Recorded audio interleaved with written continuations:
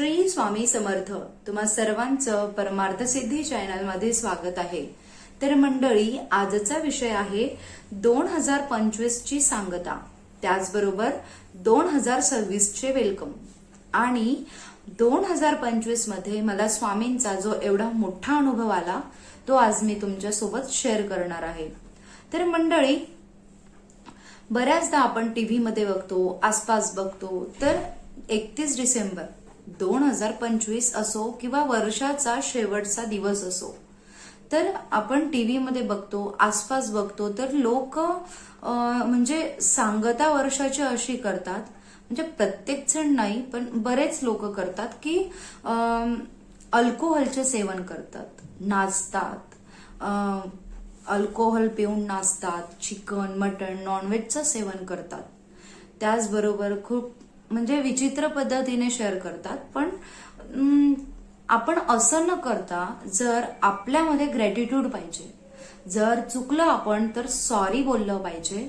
आणि जर आपल्याला कोणी हेल्प केली किंवा आपल्या लाईफमध्ये जर काही चांगलं घडतंय तर थँक्यू आपण म्हणायला पाहिजे. आणि म्हणून आपण आपल्यासोबत जे काही चांगलं वाईट जे काही होत आहे ते आपल्या कर्मांनुसार होत असतं. आपल्याला ही प्रकृती खूप काहीतरी देते, खूप म्हणजे भरपूर काय देते. म्हणून आपण प्रकृतीला थँक्यू बोललं पाहिजे, आपल्या भगवंताला थँक्यू बोललं पाहिजे. आपली ज्याच्यावर श्रद्धा आहे, ज्या गुरूंवरती आपली श्रद्धा आहे, ज्या भगवंतावरती आपली श्रद्धा आहे, त्यांना धन्यवाद दिला पाहिजे. ज्या गुरूंचा आपण आशीर्वाद आहे, आपल्याला आशीर्वाद मिळतो, त्यांना आपण थँक्यू बोललं पाहिजे. तर मंडळी, जर आपण वर्षाची सांगता करतो तर आपण चिकन, मटण म्हणजे नॉनव्हेज न करता जर आपण गोडधोड बनवलं त्या दिवशी, जर समजा गोडधोड, पुरणपोळी वगैरे खीर नाही बनवायची, साधा आईस्क्रीम, कुल्फी आणून पण आपण गोडधोड स्वच्छ आनंदाने साजरा करू शकतो. पण त्या दिवशी आपण गोडधोड खाल्लं, चांगले विचार केले, वर्षाला, प्रत्येक गोष्टीला, हे वर्ष आमचं खूप छान गेलं त्यामुळे प्रकृतीला थँक्यू, भगवंताला थँक्यू, आपल्या गुरूंना थँक्यू बोललं, छान नामजप केला, ज्या गुरूंवर तुमची श्रद्धा आहे, ज्या गुरूंवर तुमचा विश्वास आहे, किंवा तुम्ही ज्या भगवंताची पूजा करतात, ज्यांना तुम्ही प्रेम करता, त्यांच्या नावाचं तुम्ही नामस्मरण केलं किंवा पूजा अर्चना केली, त्या दिवशी त्या रात्री तुम्ही होम हवन केले, किंवा समजा तुमचं स्वामींवरती प्रेम आहे, तुमची स्वामींवर श्रद्धा आहे, तर स्वामी नामाचा तुम्ही जयघोष करू शकता. स्वामींची 1 माळ, 11 माळ तुम्ही माळी जपू शकता, किंवा तारक मंत्र बोलू शकता, किंवा अध्याय वाचू शकता तुम्ही स्वामी चरित्र सारामृताचा. या दिवशी तर मला असं वाटतं की आपण 21च्या 21 अध्याय आपण स्वामी चरित्र सारामृताचे वाचायला पाहिजे. पण आपल्याकडे जर टाइम नसेल, निदान तुम्ही 3 अध्याय, आणि तेवढं पण होत नसेल तर तुम्ही 1 जरी अध्याय वाचला स्वामी चरित्र सारामृताचा, किंवा 1 माळ जप जरी केला, किंवा तारक मंत्र बोलला, म्हणजे तुम्ही वर्षाच्या शेवटी स्वामींना जर थँक्यू बोललात, स्वामी असो किंवा तुमची कोणावरही श्रद्धा असो, त्या गोष्टीचा, त्या देवाच्या, त्या गुरूंचं जर नामस्मरण आपण करतो तर येणारे कित्येक वर्ष, आपल्या पिढ्यानपिढ्या असू देत किंवा आपले येणारे कितीही वर्ष असू देत, त्यांचा आशीर्वाद आपल्याला लाभत असतो. कारण आपण वर्षाच्या शेवटी असो की प्रत्येक गोष्टीला आपण थँक्यू म्हणतोय, आपण आपल्या त्या प्रकृतीला धन्यवाद देतोय, त्या गुरूंना धन्यवाद देतोय. आणि म्हणून आपलं वर्ष हे चांगलं जाणारच आहे. आणि जर या वर्षांमध्ये जर कोणती बाधा येत असेल, काही होत असेल, किंवा एखादी दिवस, एखादी वर्ष जर वाईट गेलं, तर याचा अर्थ आपल्या गुरूंची चुकी आहे, किंवा भगवंताची चुकी आहे, किंवा त्यांचा आपल्यावरती आशीर्वाद नाहीये असं नाही. ते आपलं प्रारब्ध.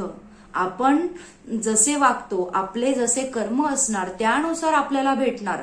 पण जर आपण चुकीचे कर्म करत असणार, त्याला फळ आपल्याला तसे मिळणार, आपले कर्म आपल्याला भोगावेच लागणार.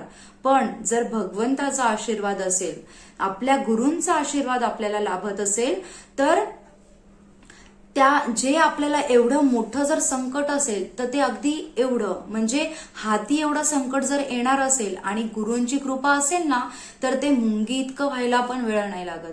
ते सर्व तारून नेतात. म्हणून आपली श्रद्धा जास्त महत्वाची.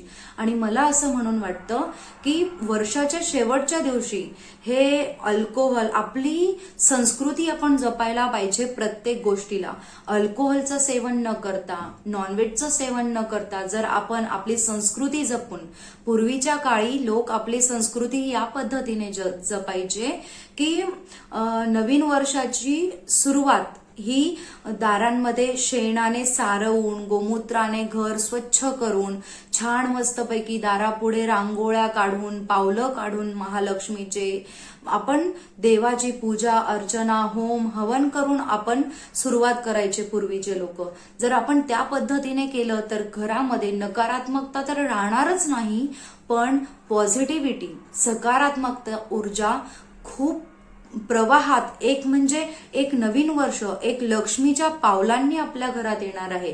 आणि म्हणून हे जर येणारं वर्ष आपण या पद्धतीने, जे जाणारं वर्ष आहे या जाणाऱ्या वर्षाची ग्रॅटिट्यूडने, भगवंताच्या गुरूंच्या साक्षीने की भगवंता हे वर्ष खूप छान गेलं, खूप तरक्कीमय गेलं, ह्या वर्षामध्ये किंवा ह्या वर्षी आमच्याने ज्या चूक झाल्या, ज्या चुका आम्ही कुठे केल्या त्यांची माफी मागून, त्या चुकांची माफी मागून की येणाऱ्या वर्षात ह्या चुका नको, कधीच कोणत्याही गोष्टीला तुझं आम्हाला नामस्मरण असू दे, तुझं स्मरण आम्हाला असू दे, तुझी पूजा अर्चना आमच्या घरात होऊ दे, आमच्या घरात होम हवन होऊ दे, येणारं वर्ष हे खूप सुंदर जाऊ दे.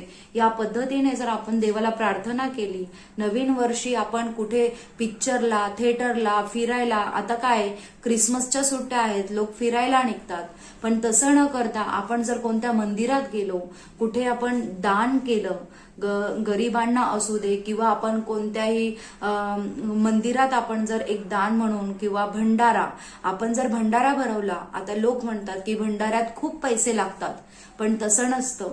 जर आपण साध्या बिस्किटचा एक पुडा जरी घेतला आणि त्या बिस्किटचा चुरा केला, तुकडे केले आणि जमिनीवरती जरी टाकले ना, तर ज्या मुंग्या त्या पुड्याला, त्या बिस्किटाला ज्या गोळा होतात ना, त्यांचा सुद्धा एक भंडारा असतो. आणि म्हणून निदान आपण एक बिस्किटचं पॅकेट असू दे किंवा कोणत्याही गोष्टी आपण प्रकृतीमध्ये असणाऱ्या, म्हणजे मुंग्या असो, कुत्री असो, मांजर असो, किंवा आपण प्रत्येकाला, प्राण्यांना सुद्धा आपण थँक्यू बोललं पाहिजे, भंडारा भरवला पाहिजे, देवाचं नामस्मरण केलं पाहिजे. त्याचबरोबर नवीन वर्षाची सुरुवात ही भगवंताच्या कृपादृष्टीने, होम हवनने जर केली तर हे येणारं वर्ष नक्कीच नक्कीच म्हणजे तरक्कीमय, संकटमय असणार. कारण आपले गुरु आपल्या सोबत असणार. त्याचबरोबर जेवढा गुरूंचा आशीर्वाद जेवढा महत्वाचा आहे ना, तेवढाच आपल्या कुलदेवतेचा आशीर्वाद महत्वाचा आहे. कारण कुलदेवता म्हणजे आपलं सुरक्षा कवच असतं आणि या सुरक्षा कवचाला आपल्या नेहमी सोबत ठेवायचं. आणि प्रत्येक वर्षाची सांगता असू देत किंवा वर्षाचं वेलकम असू देत, आपल्याला कुलदेवतेचं स्मरण हे हवंच. कुलदेवतेची पूजा अर्चना करायची, वर्षातून एकदा कुलदेवतेला जायचं, प्रत्येक वर्षी कुलदेवतेला हे जायचं. कारण कुलदेवता म्हणजेच आपलं सुरक्षा कवच असतं.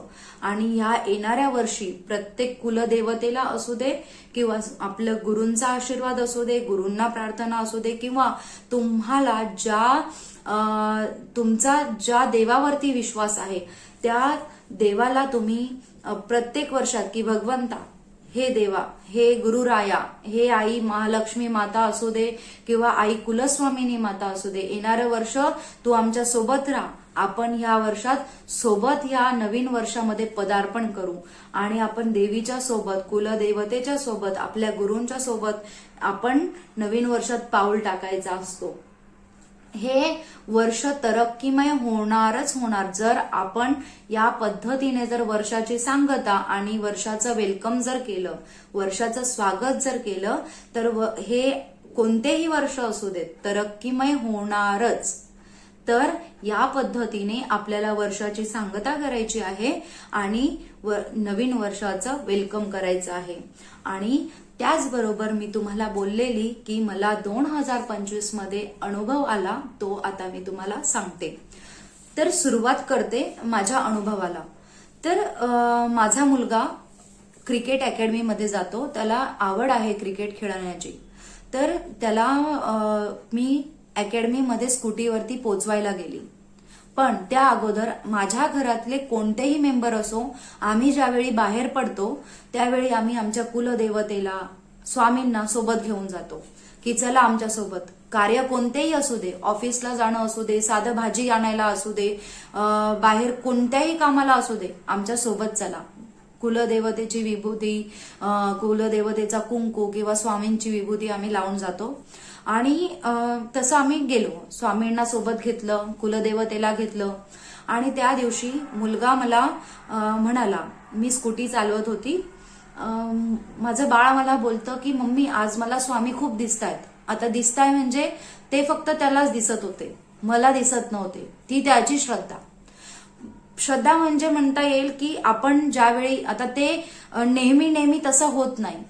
ज्यावेळी आम्ही स्कूटीवर बसल्या बसल्या त्याला अगोदर म्हणजे कोणत्याही आपल्या गाड्या जातात ना, तर त्यावरती त्याला स्कूटी असू दे, गाड्यांवरती जे लिहिलं असतं ना, भिवू नकोस, मी तुझ्या पाठीशी आहे, किंवा स्वामींचा फोटो असतो, असं त्याला ते दिसत होतं. पण तो जेव्हा मला बोलत होता, मला एकदाही स्वामी दिसले नाही, कोणत्याही गाडीवरती नाही, पण त्याला दिसत होते. तो मला त्या दिवशी बोलतो, मम्मी स्वामींची गाडी गेली, मम्मी मला आज स्वामी दिसले, मम्मी बघ स्वामी दिसले, मम्मी बघ स्वामींची पुन्हा गाडी गेली, मम्मी मला स्वामींची पुन्हा गाडी गेली. असं नेहमी घडत नाही, पण त्या दिवशी त्याला नेहमी स्वामी दिसत होते. मी बोलली आणि मी अचानक माझ्या तोंडून असं निघून गेलं न कळत की तुला स्वामी दिसतायत ना, तर स्वामी तुला बोलताय की बाळा तू क्रिकेटमध्ये प्रगती कर, तू मन लावून कर, मी तुझ्या सोबत आहे. मी असं त्याला न कळत बोलून गेले. माझं इंटेन्शन क्रिकेटचं होतं, पण मी त्याला बोलून गेले की स्वामी तुझ्या सोबत आहेत.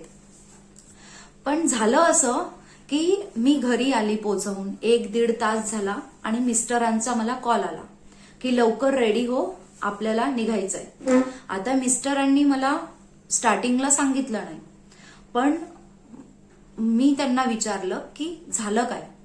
तर मिस्टर बोलले की अकॅडमीमधून फोन आलेला की यशला नाकाला बॉल लागलाय, तू रेडी हो, आपल्याला निघायचंय. तर मी ते ऐकूनच मला थरथर व्हायला लागलं, पूर्ण बॉडी कापायला लागली आणि अश्रू यायला लागले. तर झालं असं, मी रेडी झाली फटाफट आणि त्यांना बोलली की मी एकटी नाही जाऊ शकत, मला घ्यायला या. मिस्टर मला घ्यायला आले आणि आम्ही गेलो. तर त्याला ज्या अवस्थेमध्ये बघितलं, तर त्याच्या इथून आणि इथून नाकातून खूप असं रक्त निघत होतं. माझे हात पाय ते बघून असे गळाले, पूर्ण असे गळून गेले. मी स्वामींना बोलते, स्वामी याच्या सोबत राहा. माझ्या एकच, आणि त्या क्षणाला असू देत किंवा तिकडे एक लेडीज आली, तिकडे सुद्धा तिच्या जवळ एक स्वामींची अशी एक थैली होती, तिच्यावरती स्वामी होते. मला त्या क्षणाला सुद्धा मला स्वामी दिसले. आणि तर आम्ही मुलाला मोठ्या हॉस्पिटलमध्ये ऍडमिट केलं, दुसऱ्या दवाखान्यात आम्ही नेलं. तर तिकडे ट्रीटमेंट सुरू झाली. तिकडे लगेच मोठे डॉक्टर आले, त्यांनी लगेच त्याचे आईजचे ENT स्पेशलिस्ट आले, नोज वगैरे चेक केलं, आईज चेक केली, कान चेक केले की कुठे काही प्रॉब्लेम आहे का, त्याचे रिपोर्ट काढले, एक्सरे वगैरे काढला. तर त्यानंतर त्याची अचानक ट्रीटमेंट वगैरे खूप सुरू झाली. आणि तो असा त्याला बघूनच आम्हाला खूप हे होत होतं, पण एक असं मनात एक होतं की नाही, स्वामी सोबत आहेत. त्यावेळी त्या मोठ्या दुसऱ्या दवाखान्यात आम्ही नेलं, तिकडे सुद्धा स्वामींचा मला फोटो दिसला. तर मला एक मनात होतं की नाही, स्वामी सोबत आहेत. पण मग नंतर स्वामींना डॉक्टर आले, नंतर डॉक्टर बोलले की जर त्याचं इथून आणि इथून जर रक्त नाही थांबलं तर त्याला ऍडमिट करावं लागणार, आणि ते किती दिवस ते माहित नाही. पण रक्त जर थांबलं तर अतिउत्तम, पण नाही थांबलं तर ऍडमिट करावं लागणार. सारखं स्वामींना प्रार्थना चालूच होती, मुलाला पण बोलली मनातल्या मनात, तसा तर तो त्या अवस्थेत नव्हता, पण मुलाला पण बोलली की त्याला लगेच स्वामींची विभूती तर त्याने लावलेलीच होती, पण त्याला मी बोलली जसं जसं त्याला होश येत होता तो एकदम त्याला मी बोलत होती नामस्मरण मनातल्या मनात चालू ठेव. आमचं नामस्मरण चालू होतं, तर त्याचं ते रक्त थांबलं. विदिन 2-2.5 तास झाले असणार त्याचं ते ब्लड इथून आणि इथून निघायचं थांबलं. मग त्याला रात्री 11:30-12 वाजता त्याला डिस्चार्ज भेटला.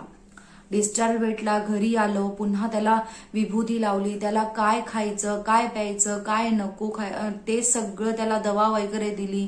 नामस्मरण आमचं चालूच होतं मनातल्या मनात. श्री स्वामी समर्थ नामाचं पूर्ण घरामध्ये त्याच्या डोक्याजवळ आम्ही मोबाईल ठेवून ते सुद्धा त्याला ऐकवत होतो. तारक मंत्र चालू होता मनातल्या मनात, म्हणजे जे जे नातेवाईक आहेत ते सुद्धा त्याच्यासाठी प्रार्थना करत होते. पण या सर्व गोष्टींमध्ये बाळाला स्वामींनी तारून नेलं. एक एवढा सुद्धा जर म्हणजे अक्षरशः डॉक्टर सुद्धा बोलले जर अजून थोडा म्हणजे समजा तो जर त्या क्षणाला जर खाली वाकला नसता तर नाकाच्या ऐवजी त्याला मेंदूला सुद्धा लागू शकत होतं.